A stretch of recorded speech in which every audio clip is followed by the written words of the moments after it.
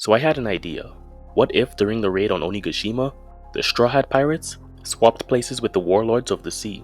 And no, I don't mean all of the Warlords. More specifically, what if they changed places with the original 7 Warlords of the Sea? Could the original 7 Warlords of the Sea defeat the Beast Pirates and succeed in the raid on Onigashima? Now I know what you're probably thinking. This is an easy win for the Beast Pirates, right? No, absolutely not. In fact, the Warlords would wipe the Beast Pirates off the face of the earth. And if you think that is cap, give me 5 minutes, and I will change your mind. In this video, I am going to explain why the original 7 Warlords of the Sea versus the Beast Pirates is a completely one-sided curb stomping. Let's get into it. So to clear up a few things before I get started, this would be the Warlords versus the Tobi Roppo, the Calamities, and of course Kaido. I am going to approach this what if in 3 different scenarios. One scenario in which the Warlords are just thrown into an all-out fight against the Beast Pirates, a second scenario with specific matchups, and a special third scenario later in the video that shows just how one-sided this fight could become. This would be all of the original 7 Warlords post-time skip, and Kuma would have his consciousness back, instead of being a mindless pacifista. On the Warlord side, we have Bartholomew Kuma, Don Quixote Doflamingo, Gecko Moria, Dracule Mihawk, Boa Hancock, Jinbei, and Sir Crocodile. On the Beast Pirate side, we have Kaido, King, Queen, Jack, Page 1, Ulti, Black Maria, Sasaki, Who's Who, Basil Hawkins, and Scratchman Apu. Those are really the only relevant and powerful members of the Beast Pirates. The other non-Warlords or Beast Pirates characters such as the Minx, the Scabbards, the Heart Pirates, the Kid Pirates, Yamato and Marco would still be there, as well as the other members of the opposing factions, but since this is a video about the Warlords versus the Beast Pirates, all of those other characters are non-factors for this hypothetical scenario. So someone like Big Mom will still be handled by Law and Kid. Even though Apu did switch teams mid-battle, I am going to keep him on the Beast Pirate side, since it doesn't really change anything. The first scenario is the Warlords versus the Beast Pirates in an all-out fight. The Beast Pirates on one side and the Warlords on the other. How does this fight go down? Kaido is the biggest threat, but Mihawk is capable of keeping him busy. King is a problem, but Kuma's ability is more than enough to at the very least stall King. Despite how fast King is, Kuma can literally teleport and repel his attacks. King could not sense Sanji when he was less than 10 feet away from him with his raid suit, so let's not pretend that King's observation haki is anything special. Kuma would be able to teleport in and stop King at least once or twice. The Flying Six as well as Hawkins and Apu would barely be relevant in this fight. The Flying Six for the most part were matched up against the weaker members of the Straw Hats, not the Monster Trio, so they are not what many people would call Yonko Commander level. Hawkins and Apu are relative to the Flying Six, and they were not that strong.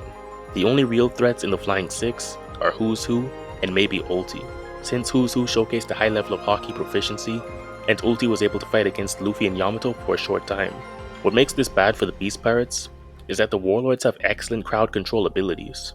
Doflamingo was able to completely stop Diamond Jozu at Marineford, someone who was on a higher level than all of the Flying Six, and Jozu himself is physically much stronger than all of them, and he was still stopped by Doflamingo's string.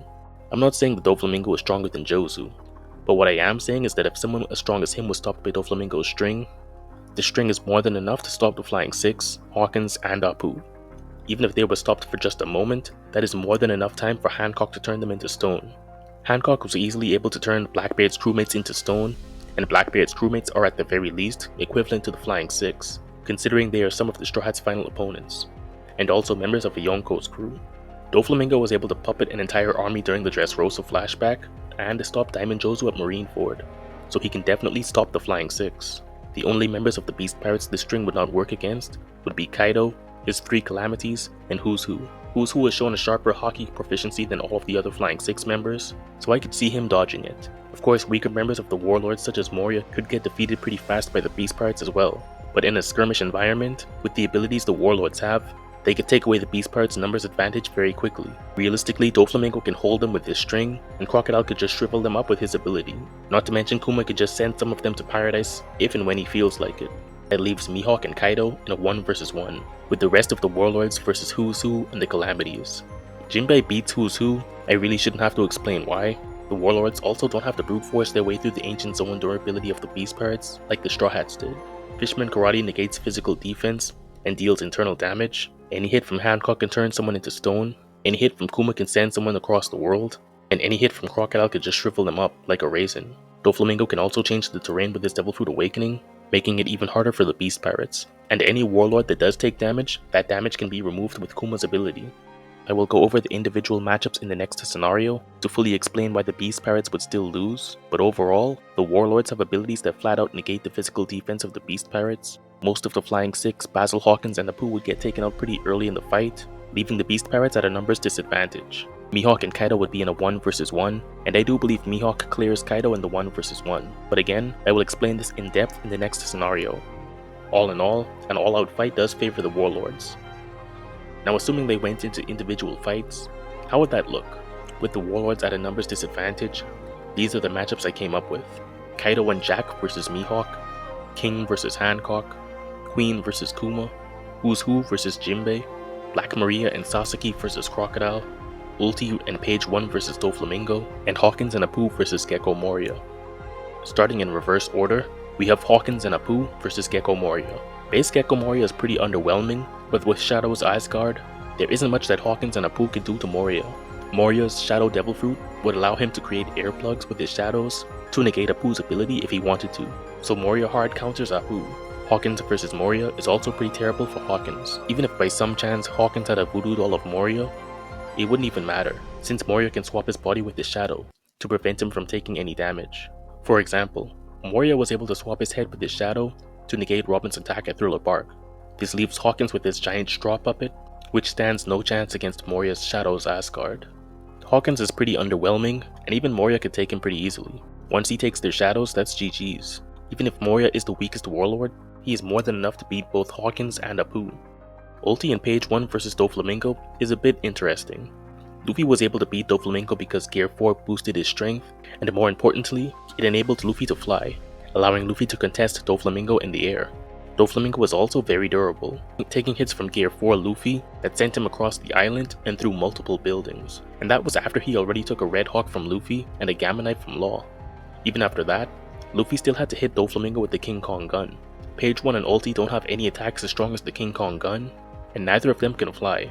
They would have a hard time reaching Doflamingo and a harder time actually hitting him. On top of that, Doflamingo has Overheat for ranged attacks, Spider's Web for defense, and a String Clone to keep them busy. He also has a Devil Fruit Awakening and the God Thread. Page 1 and Ulti do have great durability, but they would only be delaying the inevitable. I know some people are going to claim that Luffy needed Gear 4th to beat Ulti, but this isn't the case. Luffy was going to use Gear 4th to break Ulti's grip on him and wrap up the fight even faster, since Luffy was in a hurry to get to Kaido. If Luffy did use Gear 4 against Ulti, he would have erased her from existence, and sent her to the Jurassic Park in the sky. Ulti and Page 1 also failed to knock out Usopp and Nami after multiple hits, and these are the two weakest Straw Hat members. Let's not pretend Ulti and Page 1 are beating Doflamingo. Even in a 2 vs 1, the odds are still in Doflamingo's favor. Black Maria and Sasaki vs Crocodile might be a bit controversial, but Crocodile's fruit makes this possible. He doesn't need to overpower their Zoan durability. Crocodile is also surprisingly durable, since he took a Brilliant Punk from Jozu, and he was relatively fine. Even though Black Maria and Sasaki are both capable of using Armament Haki, they didn't utilize it efficiently in their fights against Robin and Frankie, so it is questionable how proficient they are with Haki. Black Maria and Sasaki were beaten pretty convincingly by Robin and Frankie. Crocodile is much stronger than Robin and Frankie, so he wouldn't struggle against their opponents. Crocodile's Logia Devil Fruit allows him to dodge oncoming attacks, and Crocodile himself has showcased that in many ways. And Crocodile himself has showcased many different attacks with his Devil Fruit. Once Crocodile sucks the moisture out of them, Pause. this isn't really a fight anymore. Black Maria and Sasaki together are still not enough to beat Crocodile. I don't have to explain Who's Who versus Jinbei, right? Okay, cool, I'll skip it. Queen versus Kuma is pretty straightforward. Kuma's air paws are able to go straight through people, making external defense pointless. Also, whatever attack Queen uses can be repelled by Kuma's Devil Fruit. On top of that, Kuma can literally teleport wherever he wants, and Queen's Observation Haki is about as good as Zoro's sense of direction. Realistically, Kuma does not even need to fight Queen, since he could just send him on vacation with a single touch. And if you think that is a cop-out, Kuma can still repel every attack Queen throws at him, and considering Queen's struggle against Sanji's speed, he is going to struggle with Kuma's teleportation. Kuma has paw attacks that negate physical defense, Urus's shock, and Kizaru's lasers. And after recent chapters in the manga, we can see that Kuma himself is very strong. One Armament Haki punch from Kuma sent Saturn flying through multiple buildings. He also survived a magma attack from Akainu, which is stronger than most of Queen's attacks. Kuma is just a bad matchup for Queen. King versus Hancock is going to hurt some feelings. I know many people are thinking King is just going to speed blitz Hancock and one-shot her, right? No, that is far from the case. King is fast, but this isn't some mythical never seen before speed. He isn't Sanji, and he isn't Kizaru. Even with his speed, Zoro was able to block or evade King throughout the fight. Even though Zoro does not specialize in observation haki and only had 2 years of haki experience, it was still enough for him to keep up with King's speed throughout the fight. Zoro was able to block, dodge, and counterattack King despite King's speed. Compare that to Hancock, someone who has more experience using haki, and literally leads an island of women who specialize in using haki. Her observation haki is likely much better than Zoro's. And even if you don't want to give her that, at the very least, it is equal to Zoro's observation haki. Unlike Shanks, who was shown to have incredible Conqueror's haki, or Katakuri, who was stated repeatedly and shown to have incredible observation haki, there is nothing to suggest that King's haki is anything special, meaning he is not immune to Hancock's Devil Fruit. We also don't know if strong enough haki is enough to negate Hancock's ability. Any attack Hancock lands would be able to partially turn King into stone. When King extinguishes his flames, he is vulnerable to attacks, and Hancock has the observation haki to react to King, and more than enough power to damage King.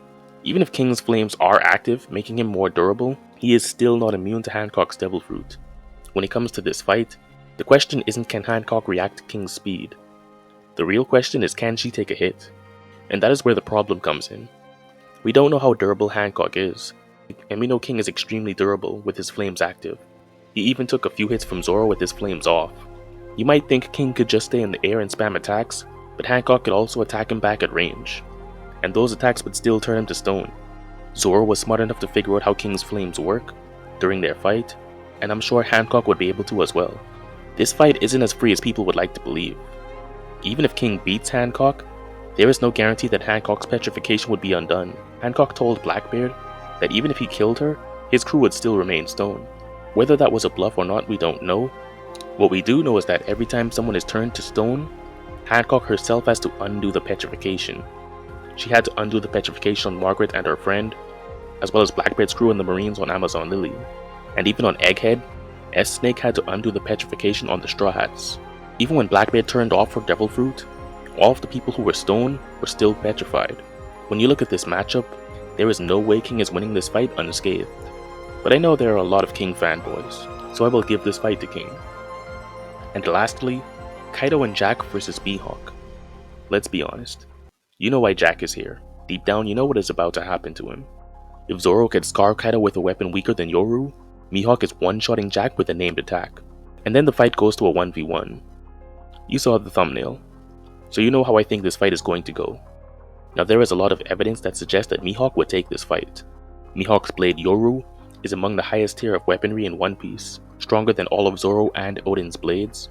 And despite being weaker than Yoru, both men were able to permanently scar Kaido. One of Zoro's attacks with Enma was so powerful that Big Mom told Kaido to dodge that attack. Imagine, a Yonko told another Yonko to dodge an attack from someone who isn't a Yonko. Let that sink in. That just goes to show you the type of power behind Enma. On top of that, Yoru is a black blade, and a tier above Enma, making it much stronger than Enma. And I know what you're thinking, Zoro and Oden were only able to scar Kaido because of advanced Conqueror's haki.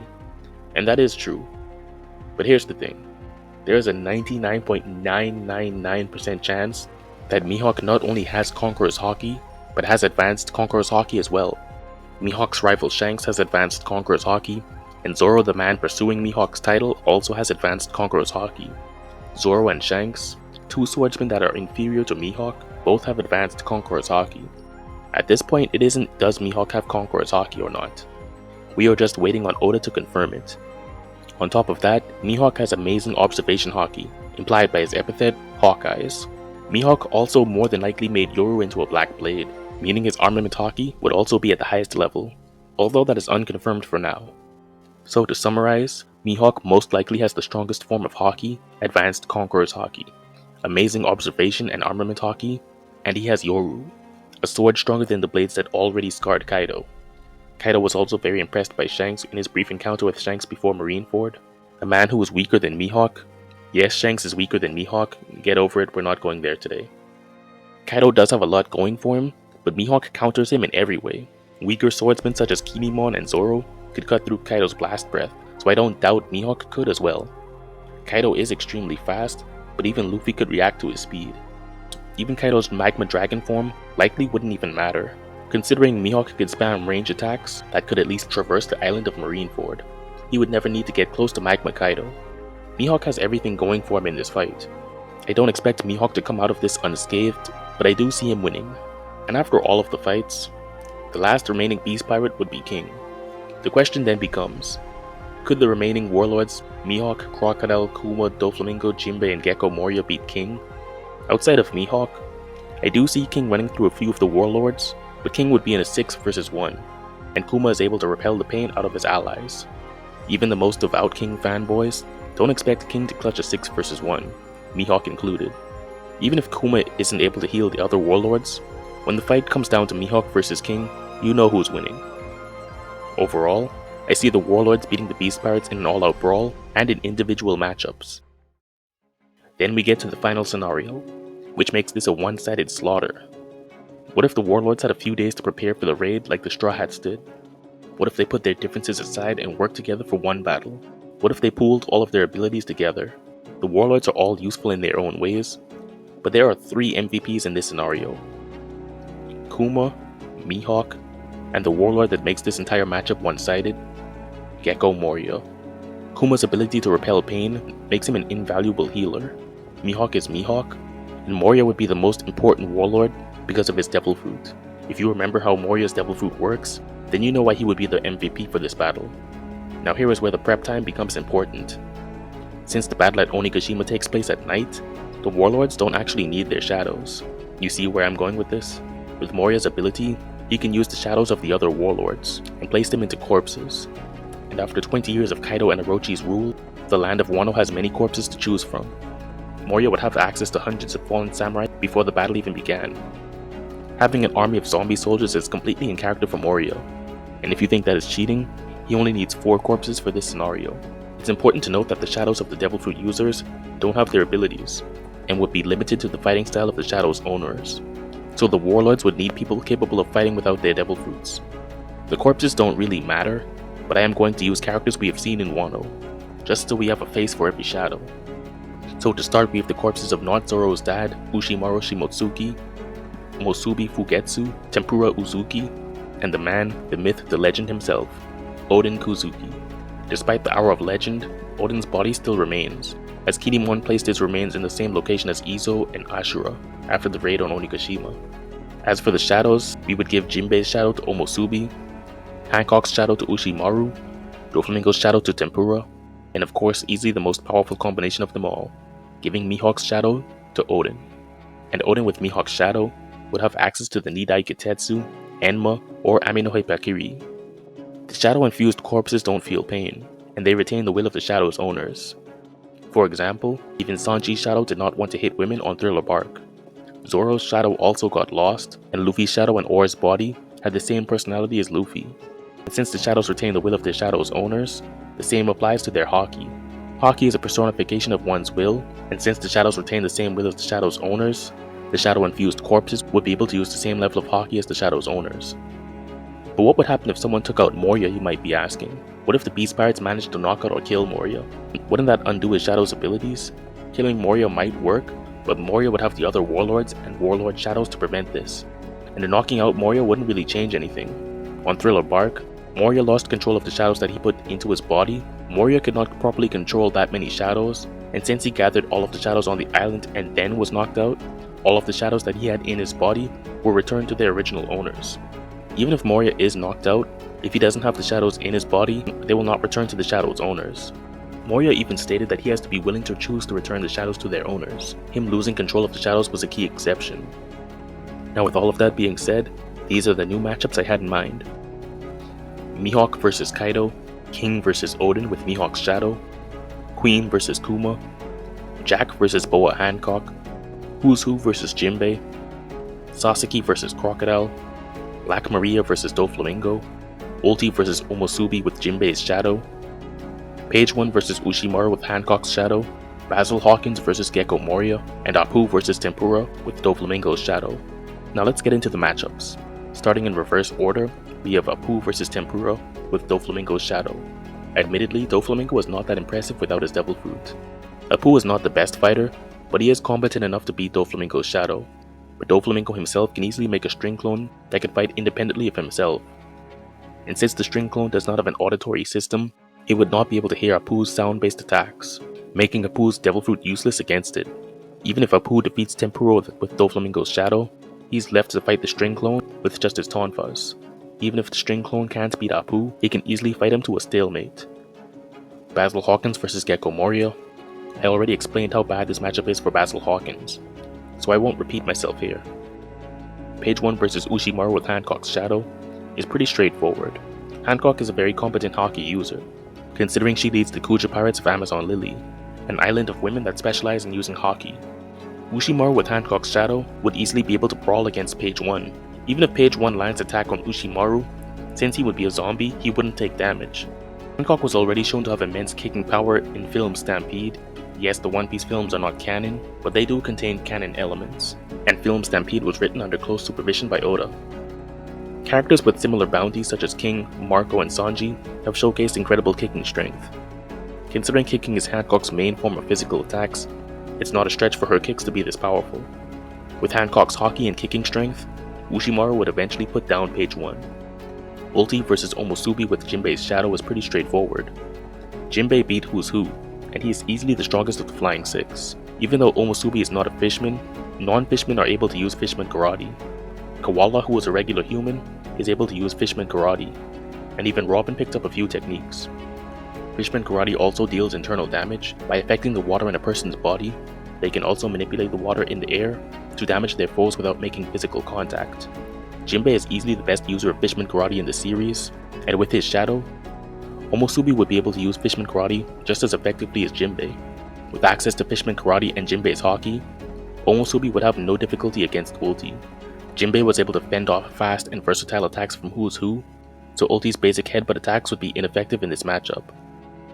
Omusubi with Jinbei's Shadow is essentially just Jinbei in another body, but still capable of all of his techniques and Haki, so Ulti really stands no chance. Black Maria vs Doflamingo is completely one-sided. Yes, the Flying Six all have their own Devil Fruits, but they were defeated by the weaker members of the Straw Hats, such as Frankie and Robin. Doflamingo, on the other hand, is on another level than the Flying Six. There is literally nothing Black Maria could ever do to Doflamingo in a fight. Doflamingo has Overheat, Spider's Web, a String Clone, Devil Fruit Awakening, and the God Thread. He also has incredible endurance, taking hits from Law and Gear 4th Luffy, and he can still keep fighting. I'm running out of ways to tell you just how one-sided this fight is. This one is not even a fight. Sasaki vs Crocodile is another slaughter. Although Sasaki can use Armament and Observation Haki, it was still not enough for him to beat Frankie, and Crocodile is on another level than Frankie. Some people still view Crocodile at the same level he was when Luffy defeated him, but for those people, I would refer you to the Impel Down and Marineford arcs, and also look at Crocodile's current bounty and his current position in the series, to get an idea of how Oda is using Crocodile. Crocodile is much more powerful than he was at Alabasta. Sasaki's zone durability would not even matter, since Crocodile can just suck the moisture out of Sasaki and turn him into a raisin with his Devil Fruit. Sasaki at his best had trouble hitting Frankie, so he is going to struggle against an experienced Logia like Crocodile. Once Crocodile gets his hands on Sasaki, that is a wrap, making this an easy win for Sir Crocodile. I still don't have to explain why Jinbei beats Who's Who, right? No? Okay, I'll skip this one again. Jack vs Boa Hancock is also very one-sided. Hancock's Devil Fruit would allow her to turn Jack's sickle swords to stone and break them. On top of that, she can turn Jack himself into stone. Hancock would have the speed and hacks advantage, making this a very hard matchup for Jack. Yes, Jack is very durable, but his durability doesn't mean anything if he's turned to stone. Honestly, I don't see Hancock struggling with this fight. She has better Haki, more experience, and Devil Fruit hacks backing her up. On top of that, she has already displayed kicking strength that is more than enough to seriously damage Jack. She also can turn her opponents to stone at range, and Jack has no range attacks. But I can hear the comments already. Jack's Armament Haki would be able to stop him from being turned to stone. But there is no evidence of people using Haki to negate Hancock's Devil Fruit. There really is nothing stopping Hancock from turning Jack to stone. Considering Hancock leads an island of women who specialize in Haki, her Haki should, keyword should, be above average. Overall, this is a bad matchup for Jack. Queen vs Kuma is another matchup I've already explained, so I will skip it. King vs Odin with Mihawk's Shadow is yet another one-sided fight. Even the most devout King fanboys should understand that Mihawk would destroy King in the fight, and if Odin had Mihawk's Shadow, that is essentially the same as King vs Mihawk. Zoro, who was weaker than Mihawk, already beat King with great grade blades. Odin with Mihawk's Shadow would have access to the Nidai Getetsu, Enma, and Ame no Hibikiri with the same level of blades that already defeated King. Despite how much people love King, this fight is going to be over very quickly. Odin with Mihawk's Shadow easily stomps King. And lastly, the toughest and most important fight, Kaido vs Mihawk. I have already explained that Mihawk is more than equipped to beat Kaido in 1 vs 1, and showed evidence to back up those claims, so Mihawk will win this matchup. So, that's the video. Overall, the Warlord system was created to help the Marines keep the pirates in check, so if the Warlords could not defeat even one Yonko crew, there would be no point in having them at all. In the end, with Moria's Shadow shenanigans, the Warlords would stomp the Beast Pirates, but without it they would have a much harder fight. But I believe they will still come out on top. I know this video triggered some people, made some people reevaluate things, and entertained others. But at the end of the day, these are just my opinions, and I am sure some would disagree. If you made it all the way to the end of this video, I want to say thanks for listening to my explanations, ramblings, and hot takes. This video took a long time to make, and I appreciate you sticking around to the end. Let me know what you guys think. How do you think these fights would go? Are the Beast Pirates too much for the Warlords to handle? Or is this pretty accurate? Which of these matchups do you agree or disagree with? Do the Warlords need the prep time and the Shadow shenanigans? Or are they ready from the start? Would they need help from the other Warlords such as Blackbeard, Weevil, Law, and the Great Pirate Captain Buggy to get the win, or not? Let me know your thoughts. I have some more what if videos planned for the future, less controversial ones, I promise. So stay tuned. Leave a like if you enjoyed the video or a dislike if you didn't, and consider subscribing for more videos like this in the future. Thanks for watching.